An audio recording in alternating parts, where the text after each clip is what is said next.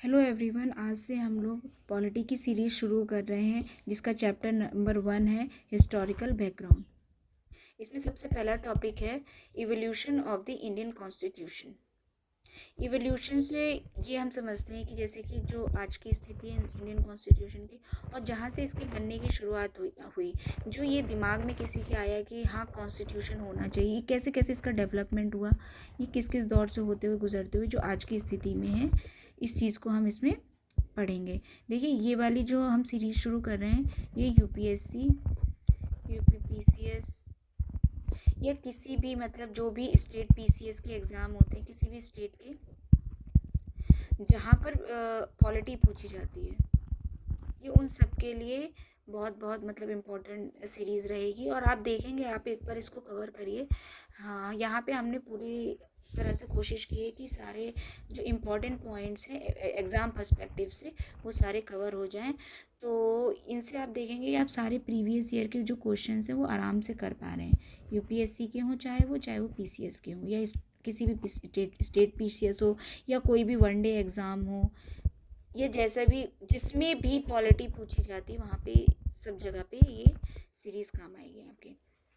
और हम कोशिश करेंगे इसे जल्द से जल्द ख़त्म करने की और आप बेफिक्र रहिए, पूरी कंप्लीट कराई जाएगी। ठीक है, तो चलिए करते हैं कि evolution of the Indian constitution. The Indian constitution has its origin in act policies of the East India company and the British government. मतलब ये कह रहे हैं कि जो इंडियन कॉन्स्टिट्यूशन था उसका ओरिजिन जो है जो ईस्ट इंडिया कंपनी थी और जो ब्रिटिश गवर्नमेंट थी, इन्होंने जो इनके द्वारा जो एक्ट और पॉलिसीज़ लाए गए हैं वहाँ से ही हमारे इंडियन कॉन्स्टिट्यूशन की शुरुआत हुई है। ठीक है, अब यहाँ पे दो बातें बोली गई हैं, एक ईस्ट इंडिया कंपनी और एक British government. East India company और ब्रिटिश गवर्नमेंट दो अलग अलग थे। आप इसको इस तरीके से समझिए जैसे कि जो ईस्ट इंडिया कंपनी का जो रूल था वो था मतलब कि ये देखिए यहाँ पे जो ईस्ट इंडिया कंपनी है वो ही आई थी, जो पहले सबसे पहले आई वही आई 1600 में। ठीक है, ईस्ट इंडिया कंपनी। उसके बाद अच्छा रुकिए एक मिनट, मैं पहले ये करवा लूँ फिर इसके आगे बढ़ते हैं। और तो फिर यहाँ से शुरू हुआ। अच्छा रुकिए, पहले यही कर लेते हैं। तो ये 1600 में सबसे पहले आई ईस्ट इंडिया कंपनी। ठीक है, एज अ ट्रेडिंग कंपनी के तौर पर ये यहाँ पे आई। उसके बाद 1765 में क्या हुआ, ये आपको थोड़ा सा साफ नहीं दिख रहा होगा, मैं जो लिख रही हूँ अब मैं जो बोल रही हूँ आप उस पर ध्यान दीजिए। ठीक है, यहाँ पे है ये 1765। यहाँ पे क्या हुआ, जो दीवानी राइट्स थे वो मिल गए थे ईआईसी को, यानी कि ईस्ट इंडिया कंपनी को। दिए किसने थे, शाह आलम ने। शाह आलम सेकंड जो मुगल एम्परर थे उन्होंने इनको जो है दीवानी के राइट्स दिए थे। अब ये दीवानी के राइट्स इन्होंने इनको क्यों दे दिए, जब बैटल ऑफ बक्सर हुई थी जो 1764 में, उसमें ये लोग हार गए थे। इसमें 3 लोग थे, एक थे मीर कासिम, शाह आलम और अवध के नवाब। ये एम्परर थे, ये बंगाल के थे। ठीक है, तो ये अवध के थे। तो इन तीनों ने मिलके इनके खिलाफ ब्रिटिश ईस्ट इंडिया कंपनी के खिलाफ मतलब जंग की, एक तरीके से लड़ाई कर ली। इसमें जो है ईस्ट इंडिया कंपनी जीत गई और इन तीनों को बुरी तरीके से उन्होंने हरा दिया। अब जब ये तीनों हार गए तो इनको जो बेनिफिट हुआ वॉर से वो ये था कि इन्होंने दीवानी राइट्स इनके हाथ में चले गए। और ये बहुत हद तक जो है मतलब कि एक आप कह सकते हैं इसी बैटल की बाद से समझ लीजिए पॉलिटिकल जो सिचुएशन थी या सिनेरियो था जो इंडिया का, वो पूरी तरीके से चेंज हो गया। बहुत हद तक ये बैटल जो है डिसीसिव वॉर की तरह लिया जाएगा, जो कि फेवर किया जिसने भी ईस्ट इंडिया कंपनी को। उसके बाद आता है 1773 से 1858 का टाइम। 1773 से 1858 का टाइम। इसमें क्या हुआ, सबसे पहले आया regulating act of 1773, regulating act of 1773 आया।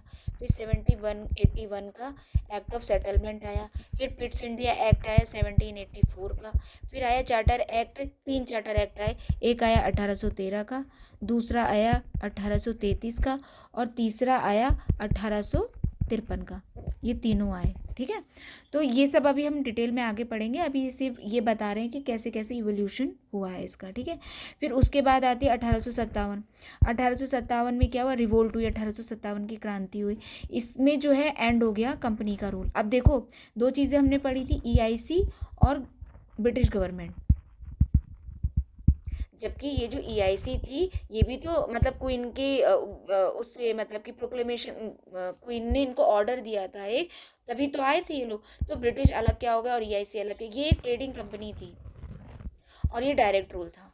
ठीक है, तो यहाँ पे क्या हुआ, जब रिवोल्ट हो गया 1857 वाला जो क्रांति हुई थी, तो उसमें लड़ाई हुई।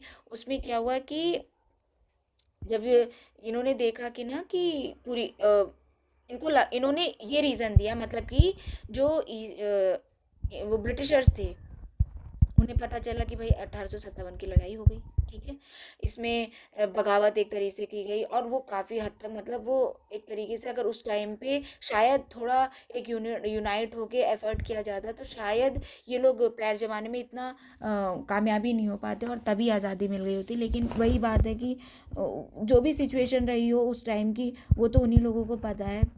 तो उसमें क्या हुआ कि ना जब ये लोग हार गए, ये क्रांति को दबा दिया गया, तो जो ब्रिटिश गवर्नमेंट थी, उन्होंने ये कहा कि जो अब तक जो थे वो जो ईस्ट इंडिया कंपनी थी वो रूल कर रही थी, तो उन्होंने कहा कि क्योंकि ये रूल कर रही थी तो हो सकता है कि इन्होंने रूल सही से नहीं करा, और ये जो है क्योंकि ट्रेडिंग कंपनी थी, ये पूरी बिजनेस पे मतलब अपना बिजनेस फ़ायदा देखती थी, बस बिजनेस बेनिफिट के लिए थी।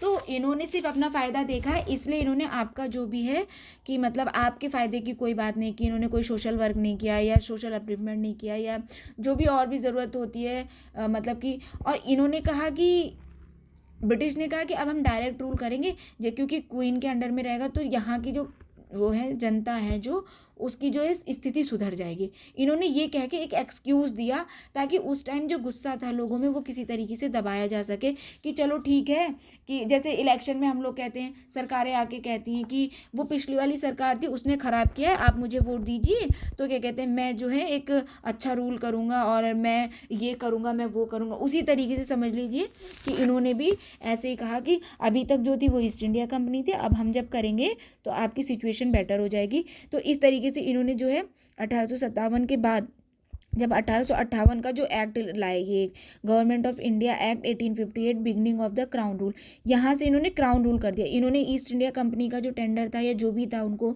राइट्स दे रखे थे ट्रेडिंग वाले, वो कैंसिल कर दिए और इन्होंने डायरेक्ट अपने अंडर में ले लिया। ठीक है, फिर 1881 आया, 1861 में 1861 में इंडियन काउंसिल एक्ट आया। फिर उसके बाद 1892 है, इसमें अभी हम इसमें देखेंगे इसमें क्या क्या चेंजेस हुए हैं लाइन से, फिर लेकिन अभी हम टाइम लाइन देख लेते हैं। फिर 1892 का टाइम आया। ठीक है, इसमें इंडियन काउंसिल एक्ट 1892 का आया। फिर 1909 का इंडियन काउंसिल एक्ट आया। फिर 1919 का गवर्नमेंट ऑफ इंडिया एक्ट आया। ठीक है, 1919 का। फिर 1935, आज का जो हमारा कॉन्स्टिट्यूशन है वो बहुत हद तक 1935 की कॉपी है। मतलब उसमें के बहुत ज़्यादा मतलब वो एक तरीके से कह सकते हैं, उसमें से बहुत सारे आर्टिकल सेम टू सेम आज भी हमारे कॉन्स्टिट्यूशन में मौजूद हैं। जबकि ये जो था ये गुलामी के टाइम का कॉन्स्टिट्यूशन था, और जब जो 1947 के बाद का जो मतलब जितना भी एक तरीके से इवोल्यूशन हुआ कॉन्स्टिट्यूशन में, कुछ भी हुआ, लेकिन हमारे जो कॉन्स्टिट्यूशन मेकर थे उन्होंने 1935 को एक तरीके से जो एक्ट था उसको बेस माना था। ठीक है, फिर 1947 आया, ये आया, एंड ऑफ क्राउन रूल हो गया। इसके बाद जब हमारा देश आज़ाद हो गया तो ये इंडियन इंडिपेंडेंस एक्ट जो है 1947 का हुआ, जब जो कि मतलब कि एक तरीके से हमारा कॉन्स्टिट्यूशन जो है 19 मतलब उसके बाद से डिसाइड हो गया कि हाँ प्रॉपर भाई क्या खाका तैयार होगा और किस तरीके से इंडियन कॉन्स्टिट्यूशन का पूरी रूपरेखा रहेगी या किस तरीके से हमारा इंडियन कॉन्स्टिट्यूशन रहेगा। लेकिन इसके बाद जो है फिर कि मतलब अब 1947 से आज 2025 तक का टाइम जो है, तो इसमें भी ऐसा नहीं है कि जो 1947 में कॉन्स्टिट्यूशन बना था आज भी वैसा ही है, जी नहीं, वैसा बिल्कुल भी नहीं है। आज जो समय के अनुसार इसमें बहुत सारे अमेंडमेंट किए गए हैं, बहुत सारे चेंजेस किए गए हैं। तो मतलब 1947 में हमने एक मतलब बेसिक स्ट्रक्चर तैयार कर दिया था कि ऐसा ऐसा होगा, बहुत हद तक डिटेल, लेकिन समय की ज़रूरत के हिसाब से जितना उसमें कुछ एडिशन हुआ है, क्या उसमें से हटाना जाना चाहिए, क्या उसमें और एडिशन करना चाहिए, तो उसमें समय के हिसाब से सुधार किए गए हैं और लगातार उसमें सुधार हो रहे हैं अभी भी। तो ये था एक इवोल्यूशन की टाइमलाइन। अब देखते हैं कि हमारा जो कॉन्स्टिट्यूशन है वो 26 जनवरी 1905 को जो है इफेक्ट में आया, ठीक है। Marking India's transition from dominion state to a sovereign democratic and republic. मतलब कि इससे पहले जो है इन्होंने हमें डोमिनियन स्टेटस बोल दिया था कि हम डोमिनियन में थे। मतलब कि इन्होंने जब डिवाइड करा तो एक पाकिस्तान हो गया और एक हिंदुस्तान हो गया या इंडिया हो गया, ठीक है। तो ये दो डोमिनियन में इन लोगों ने डिवाइड कर दिया। फिर जब हमारा 1950 को जब लागू हुआ तो हमने ये पूरी तरीके से हम सोवरेन हो गए, डेमोक्रेटिक हो गए और रिपब्लिक हो गए। सोवरेन मतलब कि हम जो है अपने मतलब हमारे ऊपर कोई ताकत नहीं है, हम किसी के प्रेशर में नहीं है, हम अपने सारे फैसले ले सकते हैं, हम किसी के दबाव हम स्वतंत्र हैं एक तरीके से अपने फैसले लेने में, हम किसी के अंडर में नहीं है जैसे कि अभी तक हम गुलाम थे। फिर डेमोक्रेटिक की बात आती है कि हम इंडिया डेमोक्रेटिक हो गई। डेमोक्रेटिक मतलब कि यहाँ पे जो मतलब कि जैसे क्वीन थी या जो प्रिंस होते हैं, तो जैसे जो ब्रिटिश गवर्नमेंट थी ना, तो इन्होंने जो रूल थोप रखा था हम पे, ये आए और हम पे राज करने लगे। जो राजा महाराजा वाला होता था कि मतलब ये मोनार्की चली आ रही है कि मतलब राजा का बेटा ही राजा बनेगा या उन्हीं की मतलब परिवार का ही फैमिली वाला ही चलता आ रहा है, उससे अलग नहीं जाएगा ये। लेकिन अब जो है एक आप नॉर्मल देख लीजिए, कोई भी यहाँ से उठ के यहाँ तक पीएम तक जा सकता है। तो उस टाइम के जो क्वीन और होते वो बहुत हद तक पीएम वाला ही तो रोल करते थे या प्रेसिडेंट वाला रोल करते थे। लेकिन अब जो प्रेसिडेंट या पीएम है वो यहाँ से उठ के जा सकते हैं, उनको तो वो जनता द्वारा चुने जाते हैं। यहाँ पे जनता का रूल नहीं था, यहाँ पे जनता द्वारा नहीं चुना जाता था। ये लोग बन जाते थे, फिर ये अपनी बातें मतलब इनमें टू वे कम्युनिकेशन ये अपना कहते थे, लागू करते थे। इनको सुनना होता था तो इनकी भी सुन लेते थे जो प्रजा का हित चाहते थे, वरना इन्होंने जो लागू कर दिया वही मानना पड़ता था। अब है कि भाई 5 साल तक रूल रहेगा, तुम 5 साल तक कर लोगे, ठीक है। उसके बाद जो है अगर तुम जनता को पसंद नहीं आया तो तुम्हें उठा के किसी और को बैठा देगी, ठीक है। तो इसी को बोलते हैं डेमोक्रेटिक। मतलब कि यहाँ पे जो है हम अपना राजा या मुखिया एक तरीके से कह लीजिए खुद चुनते हैं, और रिपब्लिक भी है हम, ठीक है। उसके बाद आ जाता है कि डॉक्टर बी आर अम्बेडकर जो थे, इन्होंने बहुत बहुत इम्पॉर्टेंट रोल प्ले करा था हमारे कॉन्स्टिट्यूशन को बनाने में। ये जो थे ये ड्राफ्टिंग जो कमेटी थी, मतलब कि जो कॉन्स्टिट्यूशन को बनाने के लिए एक कमेटी का गठन किया गया था, जिसे ड्राफ्टिंग कमेटी का नाम दिया गया था। उसके जो चेयरमैन थे वो थे बी आर अम्बेडकर, और इन्होंने बहुत एक तरीके से मुख्य भूमिका निभाई थी। हमारे और भी लोग थे मगर ये भी इनका नाम जब भी लिया जाता है कि कॉन्स्टिट्यूशन को बनाने में इनकी बहुत बहुत ज़्यादा योगदान था।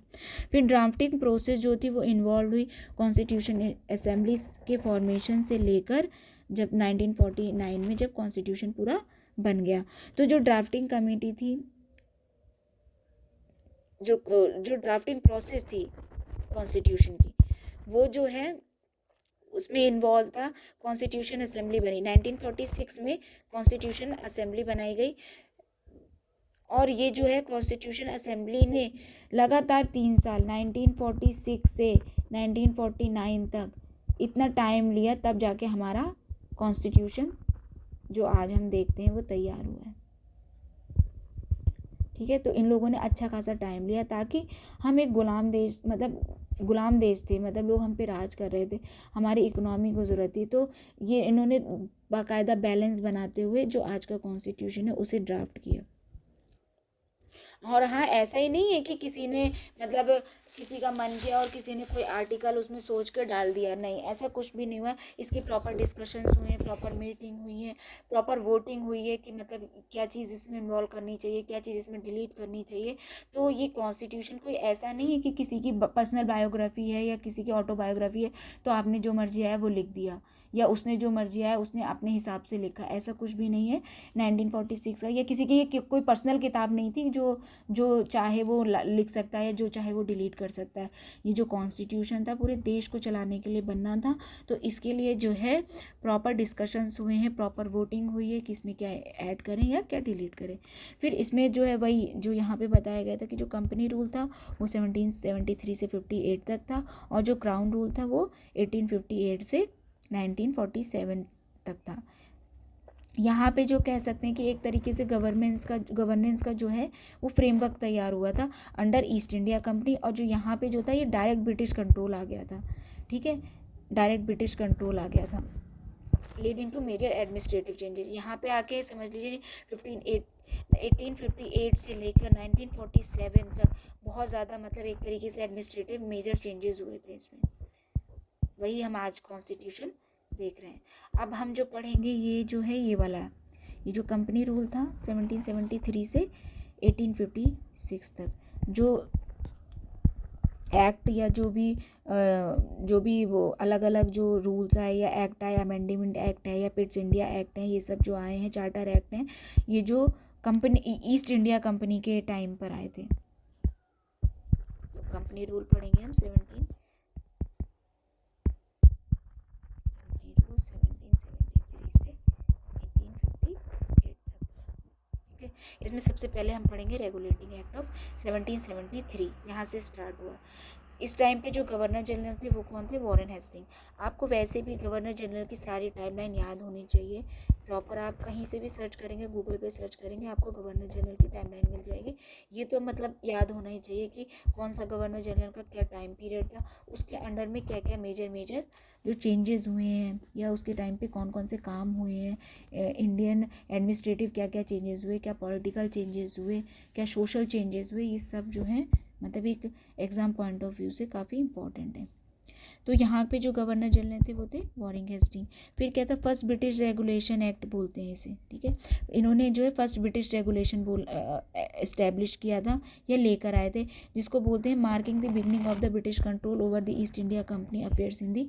मतलब कि इसके बाद जो ये 1773 का एक्ट था, इसके बाद इसको कहा जाता है कि ये mark the beginning of the British control over the East India companies affair in India. यहाँ से जो है बिगनिंग हो गई जो ब्रिटिश कंट्रोल थी। देखो यहाँ पे बोल रहे हैं ईस्ट इंडिया कंपनी, ठीक है, कंपनी के रूल के अंडर में ये जो चेंजेस हुए, लेकिन ये अथॉरिटी जो थी डायरेक्ट ये भी तो ब्रिटिश इंडिया के अंडर में ही थे, तो ओवरऑल इनका ही चल रहा था। बस ये था ना कि ये यहाँ का देख रहे थे, एक तरीके से समझ लीजिए जैसे किसी ऑफिसर को आपने पर्टिकुलर किसी या गाँव के लिए कहीं पे तुम आपने कोई ऑफिसर अपॉइंट कर दिया कि आप यहाँ का देखोगे, जैसे स्टेट गवर्नमेंट में होते हैं सब लोग, तो वो पर्टिकुलर स्टेट के अफेयर्स वगैरह देखते हैं, उन वहाँ का सब कुछ जिम्मेदारी उन पे ही होती है, ठीक है। तो उसी तरीके से समझिए कि ईस्ट इंडिया कंपनी को इंडिया सौंप दिया गया था, और ये कहा गया था कि मतलब आप जो है यहाँ का सब कुछ देख रेख करिए, लेकिन इनका जो डायरेक्ट लेन देन था वो ब्रिटिश गवर्नमेंट के अंडर में था, वहाँ से ही सब कुछ पास होकर आता था। ये बस ये एक तरीके से मीडिएटर थे समझ लीजिए, यहाँ पे आके ही कर रहे। हाँ, हालांकि इनका भी अपना फ़ायदा था और इनका तो था ही। फिर सेंट्रल एडमिनिस्ट्रेशन में क्या क्या चेंज हुआ है, इसने जो है क्या करा, फाउंडेशन रखी फॉर सेंट्रलाइज्ड गवर्नेंस की, ठीक है। इसमें क्या हुआ कि इसने फाउंडेशन करा, मतलब सेंट्रलाइज गवर्नमेंट के। अब क्या हुआ देखो, 1773 का टाइम है, ठीक है। यहाँ पे ये लोग कई सारी बैटल जीत चुके हैं, ठीक है। 64 वाली बैटल मतलब कि बैटल ऑफ बक्सर जीत चुके हैं। उसके बाद मतलब इससे पहले ये लोग बैटल ऑफ प्लासी जीत चुके थे। यहाँ पे इन्होंने फ्रेंच को भी हरा दिया है कार्नेटिक वॉर्स में। फिर इन्होंने जो डच थे या जो और भी पावर्स थी, छुटपुट थे, मराठास हार चुके थे, जो 61 की जो वॉर थी उसमें हार चुके थे वो, ठीक है, थर्ड बैटल ऑफ पानीपत में। तो कुल मिला के मतलब इनके लिए एक फेवरेबल कंडीशन बन गई, ठीक है। अब यहाँ पे क्या हुआ कि जो फ्रेंच वगैरह हार गए, वॉन्डिवॉश की जो लड़ाई हुई उसमें डच वगैरह का भी पूरा सफाया हो गया है। तो इनके ये अकेले बचे यहाँ पे, ये अकेले बचे, तो इन्होंने सोचा कि ना पहले इनको जो चीज़ें मतलब बिखरी हुई थी ना, इनको पूरा समेटना था एक तरीके से, तो इन्होंने सेंट्रलाइज पावर करी, ठीक है। इस टाइम पे इन्होंने हर चीज़ को पूरा सेंट्रल के कंट्रोल में लाने की कोशिश की। फिर कंपनी का इसमें रोल क्या था, उसने उसे ऑफिशियली रिकग्नाइज कर लिया और कंपनी को पॉलिटिकल एंड एडमिनिस्ट्रेटिव अथॉरिटी। क्या हुआ, देश में जो और लोग थे या जो प्रोविंसेस थी या जो ब्रिटिश के अंडर में, ब्रिटिश रूल में, ये कंपनी के रूल में जो प्रोविंसेस थी, इन लोगों ने ना, जो ये कंपनी का रोल था ये कि इन लोगों ने ऑफिशियली रिकग्नाइज कर लिया था कंपनी को एज पॉलिटिकल और एडमिनिस्ट्रेटिव अथॉरिटी। मतलब कि जैसे राजा महाराजा हैं तो लोग उन्हें जब तक मान नहीं लेंगे, अगर आप देश के प्रधानमंत्री को माने ही ना कि हमारे देश का अगर ये सारी जनता मिलकर ये कहने लगे कि हमारे देश के प्रधानमंत्री नहीं है, तो फिर नहीं रहेंगे वो, क्योंकि जनता से ही तो है। तो उसी तरीके से समझिए कि आपको जिस पे रूल करना है वो आपके हक में होना चाहिए, चाहे वो फोर्स से हो या उसकी मर्जी हो, ठीक है। आप में अच्छाई इतनी हो कि वो आपके हाँ में हाँ कर रहा है, या आपका डर इतना हो कि वो आपके हाँ में हाँ कर रहा है। तो पहले का तो दोनों काम चलते थे, सिर्फ अच्छाई कि आपने सब कुछ भलाई कर रखा हो, क्योंकि 100% जनता को खुश कौन रख पाता है, वही वाली हिसाब है कि मतलब कि हाँ ठीक है, जो खुश हैं वो भी मान रहे हैं कि वही बात है ना कि अगर 100 लोग वोट दे रहे हैं तो इसमें से हो सकता है कि 70 ने वोट दिए हों, 30 ने वोट ना दिए हों, लेकिन ये प्राइम मिनिस्टर तो इन 100 लोगों के हैं ना, तो इनको भी तो इन्हीं को मानना पड़ेगा। इनका मन है या नहीं है, इनका तो है ही, ये तो चाहते ही थे ये बने, पर जो नहीं चाहते थे कि वो बने उनको भी उनकी अथॉरिटी स्वीकार करनी ही पड़ेगी। तो इस तरीके से समझ लीजिए कि पॉलिटिकल और एडमिनिस्ट्रेटिव अथॉरिटी इन लोगों ने स्वीकार कर ली। फिर क्या हुआ, गवर्नर जनरल अपॉइंटमेंट हुआ, अपॉइंट किया गया जो लॉर्ड वॉरेन हेस्टिंग थे। जैसे कि अभी हमने यहाँ पे पढ़ा था कि इस टाइम पे गवर्नर जनरल कौन थे, लॉर्ड वॉरेन हेस्टिंग थे। इनको जो है गवर्नर जनरल ऑफ बंगाल बना दिया गया। बंगाल का ये था ना कि बंगाल सबसे सबसे मतलब कि एक इम्पॉर्टेंट प्लेस थी, यहीं पे से सारा ट्रेड होता था। ये उस टाइम की जो स्टेट थी ना, ये एक तरीके से बोल सकते हैं, क्या बोलते हैं उसे, सेंटर था, बिल्कुल ट्रेडिंग सेंटर एक तरीके से मेन। तो बंगाल का गवर्नर जनरल बना दिया किसको, वॉरेन हेस्टिंग को। इनके साथ कौन थे, 4 मेंबर की एग्जीक्यूटिव काउंसिल थी, ठीक है। फिर उसके बाद आता है कि सुप्रीम कोर्ट इस्टेब्लिशमेंट हुआ। सुप्रीम कोर्ट एस्टेब्लिशमेंट, जो सबसे पहले सुप्रीम कोर्ट बनी थी वो 1773 के एक्ट के बाद ही 1774 में बनी थी। इसमें भी जो थे ना, आई थिंक 3 जज थे। एक सेकेंड रुकिए, मैं बताती हूँ।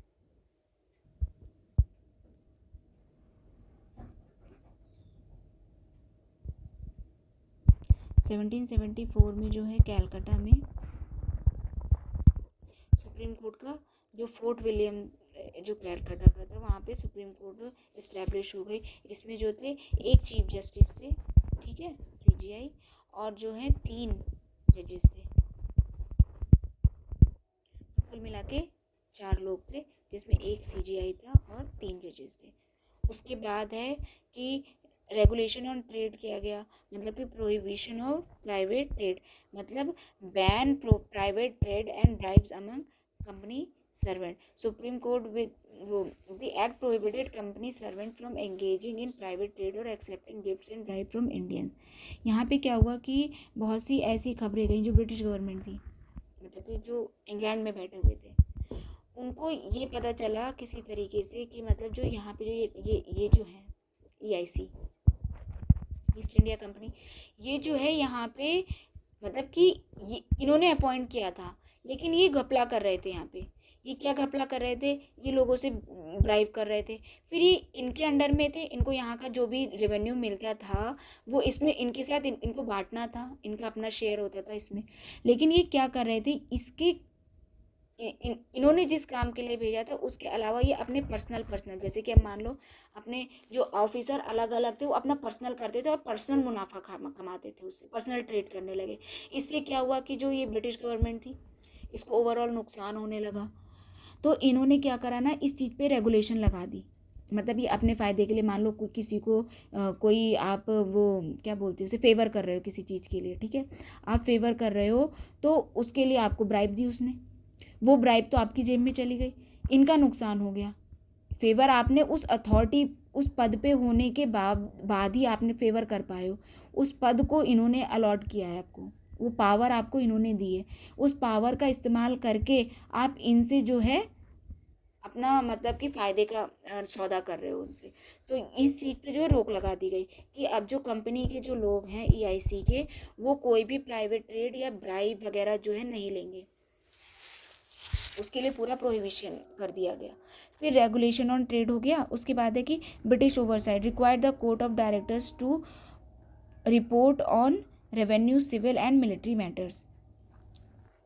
इन लोगों ने क्या करा कि एक वो कर दी कि मतलब जो ये लोग हैं इनको रिस्पॉन्सिबल होना पड़ेगा, आपको जो है रिपोर्ट एक देनी पड़ेगी। जो court required the court of directors to report, जो कोर्ट ऑफ डायरेक्टर्स थे कंपनी के, उनको जो है मतलब कि एक पर्टिकुलर टाइम गैप के बाद समय समय पे रेवेन्यू, सिविल और मिलिट्री मैटर्स की जो रिपोर्ट है वो यहाँ भेजनी, जो पहले नहीं होता था। मतलब इन्होंने जितना कमाया ये ओवरऑल बताते थे, लेकिन अब आपको पर्टिकुलर टाइम गैप पे ये जो है ये रिपोर्ट उनको भेजनी पड़ेगी। फिर प्रेसिडेंसी सबऑर्डिनेशन, बॉम्बे और मद्रास की जो प्रेसिडेंसी थी पहले 1773 से पहले क्या था कि जो बॉम्बे था, मद्रास था और कलकत्ता था, इन तीनों के पास इक्वल पावर थी अपनी अपनी जगह पे देखो तो, ठीक है, ये सब अपनी अपनी जगह पे इक्वल पावर में थे। लेकिन जब ये 1773 का एक्ट आया तो उसमें क्या हुआ, जो बंगाल था उसके अंडर में जो ये मद्रास और बॉम्बे वाली प्रेसिडेंसी थी, इन दोनों को इनका सबऑर्डिनेट मतलब इसको ज़्यादा पावर हो गई। ये दोनों जो है जो भी काम करेंगे, यहाँ के जो गवर्नर्स थे वो इनसे पूछ के करेंगे या इनसे परमिशन लेके करेंगे, ठीक है। तो एक ये नया रूल कर दिया गया। तो ये था पूरा 1773 का एक्ट, ठीक है, रेगुलेटिंग एक्ट ऑफ 1773। अब आता है दूसरा अमेंडमेंट एक्ट ऑफ 1781। तो इसमें क्या था, जो इसको ना दूसरे नाम से भी जानते हैं एक्ट ऑफ सेटलमेंट। इसके जो गवर्नर जनरल थे ये भी वॉरेन हेस्टिंग ही थे। यहाँ पे क्या हुआ, जो गवर्नर जनरल और काउंसिल थी, इसमें क्या क्या change, exempted from the supreme court jurisdiction from official act. मतलब इन्होंने क्या करा यहाँ पे, ये जो सोचिए मतलब कि आपने सुप्रीम कोर्ट बना दी, ठीक है, अब कोई भी गलती करेगा तो सुप्रीम कोर्ट के अंडर में आएगा। लेकिन इन्होंने क्या करा, जो ये गवर्नर जनरल थी और जो इसकी जो 4 मेंबर की काउंसिल थी, अभी हमने ऊपर पढ़ा था कि 4 मेंबर की एग्जीक्यूटिव काउंसिल जो थी, इन दोनों को मतलब इन सबको जो है सुप्रीम कोर्ट के ज्यूरिसडिक्शन से बिल्कुल अलग कर दिया। मतलब ये अगर कुछ गलत करेंगे तो ये डायरेक्ट रिस्पॉन्सिबल होंगे किसको, ब्रिटिश गवर्नमेंट को। यहाँ इंडिया में जो ये सुप्रीम कोर्ट है ये इन पर जो भी है कोई कार्रवाई नहीं कर सकती। मतलब देख लीजिए कितने चालू थे। आप यहाँ पे हो, यहाँ की कोर्ट आप पे फैसला नहीं सुना सकती, आप इसकी आपको सज़ा जो है वहाँ जाके देखी जाएगी। वहाँ के कोर्ट जो है आपको देखेंगे, कहाँ के, ब्रिटिश या लंदन के जो भी थे वहाँ। फिर आता है कि रेवेन्यू मैटर में क्या क्या चेंजेस हुए, excluded revenues issues from supreme court. मतलब कि जो रेवेन्यू वाले मैटर आएंगे, आपने किसी से कुछ इलीगल ले लिया, किसी से कुछ ज़्यादा वसूल लिया, किसी से कुछ कम वसूल लिया, या आपने कुछ गलत किया है रेवेन्यू के मैटर में, तो आप उसमें भी मतलब सुप्रीम कोर्ट कुछ नहीं कर सकता आप पर, ठीक है। आपका मैटर अलग से सुना जाएगा, वो भी ब्रिटिश जैसा ब्रिटिश गवर्नमेंट चाहेगी वैसा, ठीक है भाई। फिर आता है कि पर्सनल लॉ में क्या हुआ, court to apply Hindu Mohammedan law for respective, जो लोग यहाँ पे रहते थे डिपेंडेंट्स के हिसाब से, क्या हुआ कि जो कोर्ट है अप्लाई हिंदू मोहम्मदन लॉ, मतलब कि अब यहाँ पे हिंदू कम्युनिटी मेजॉरिटी में थी, ठीक है, और मुस्लिम्स थे, तो इनमें इसमें इन्होंने इसमें इंटरफेयर करना सही ज़रूरी नहीं समझा। हिंदू और मुस्लिम के जो पर्सनल, मतलब कि अब मान लीजिए किसी की शादी कैसे होगी, या किसी का सेपरेशन कैसे होगा, या कोई जो छोटे मोटे झगड़े हैं, या किसी का कोई रिलीजियस मैटर है, तो इन ये मतलब अपने ट्रेड से मतलब रख रहे थे। इसमें पढ़ना इन्होंने ठीक नहीं समझा और इन्होंने क्या सोचा कि मतलब ठीक है इस पे जो है आपके अपने अपने जो पर्सनल लॉ हैं वही चलते रहेंगे। फिर अपील क्या हो सकती थी, अगर मान लो कि provincial court appeal directed to governor general in council. ये जो सुप्रीम कोर्ट थी ये तो मतलब कलकत्ता में फॉर्म हुई थी, इसको इस्टेब्लिश किया गया था कलकत्ता में, ठीक है। लेकिन जो और प्रोविंशियल कोर्ट्स जो थी ये जो हैं ये डायरेक्टेड कर दी गई गवर्नर जनरल इन काउंसिल के अंडर में, ठीक है, मतलब ये इसके अंडर में नहीं आएंगी और प्रोविंशियल कोर्ट इनके अंडर में आ गए। रेगुलेशंस क्या क्या थे, governor general in council empower to frame regulations for provincial court and council. मतलब कि उनको एम्पावर दे दी गया, उनको पावर दे दिया गया कि जो भी रूल्स और रेगुलेशन प्रोविंशियल कोर्ट के लिए बनाए जाएंगे, काउंसिल्स के लिए बनाए जाएंगे वो सब गवर्नर जनरल और गवर्नर जनरल की काउंसिल मिलकर बनाएगी। अब नेक्स्ट आता है क्या, पिट्स इंडिया एक्ट। इसमें क्या था, पिट्स इंडिया एक्ट के जो गवर्नर जनरल थे वो थे वॉरेन हेस्टिंग। यहाँ पे जो है एक डिस्टिंक्शन फंक्शन करा गया, क्या, separated commercial and political functions of the company. मतलब कि इसने जो है कंपनी के कमर्शियल और पॉलिटिकल जो फंक्शंस थे, कमर्शियल मतलब कि जो पैसे के लेन देन से, रेवेन्यू से, एक्सपेंडिचर से, इससे रिलेटेड, और पॉलिटिकल मतलब कि कहाँ पे कैसे रूल होगा, क्या होगा, कैसे क्या चीज़ लागू की जाएगी, कैसे एक्ट काम करेंगे, कैसे पर्टिकुलर पॉलिसीज़ काम करेंगी, वहाँ का एडमिनिस्ट्रेशन कैसा होगा, ये सब जो था, ये पॉलिटिकल फंक्शंस जो थे वो कंपनी के दोनों के सेपरेट कर दिए गए। पहले ये, इससे पहले ये जो थे एक ही मतलब उसमें आते थे, लेकिन अब जो है इसको दोनों को अलग अलग कर दिया गया। डुअल गवर्नमेंट हो गई। The act establish board of control manage political affairs and supervise civil and military operations और रेवेन्यू। और जो कोर्ट ऑफ डायरेक्टर्स थे वो क्या करेंगे, कमर्शियल अफेयर्स देखेंगे। मतलब कि जो इसमें एक बॉडी और बनाई गई, board of director, court of directors तो पहले से ही थे, ठीक है, जब गवर्नर जनरल बनाए गए थे तो उनके साथ कंपनी के कोर्ट ऑफ डायरेक्टर्स तो पहले से ही थे, लेकिन यहाँ पे एक और जो है संस्था बनाई गई, या फिर कह सकते एक और बॉडी क्रिएट किए गई, जिसे बोला गया बोर्ड ऑफ कंट्रोल। ये बोर्ड ऑफ कंट्रोल किस लिए बनाया गया था, ये मैनेज करता था पॉलिटिकल अफेयर और सुपरवाइज करता था सिविल और मिलिट्री ऑपरेशंस और रेवेन्यूज, ठीक है। और जो कोर्ट ऑफ डायरेक्टर्स बनाए गए थे ये कमर्शियल अफेयर्स देखते थे, ये सिविल और मिलिट्री देखते थे, रेवेन्यूज देखते थे, और ये कमर्शियल देखते थे। फिर ब्रिटिश पोजेशंस, जो first refer to company territories as British possession in India granting the British government supreme control. मतलब कि अभी तक जो था ना, ये ब्रिटिश पोजेशन का जो ये वर्ड है ये यहाँ पे इस्तेमाल कर लिया गया। जितने भी कंपनी के अंदर में प्रोविंसेस थी या जहाँ पर भी इनका रूल था, वो सब जो है अब ब्रिटिश पोजेशंस के अंडर में आएंगे। मतलब कि ब्रिटिश गवर्नमेंट का जो है वो सुप्रीम कंट्रोल रहेगा।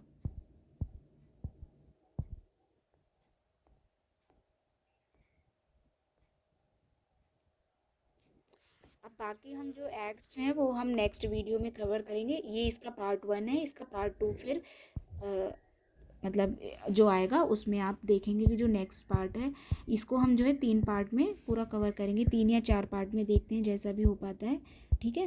अभी हम इसको यहीं पे कंप्लीट करते हैं। अब जो एक्ट ऑफ 1786 है वहाँ से स्टार्ट करेंगे।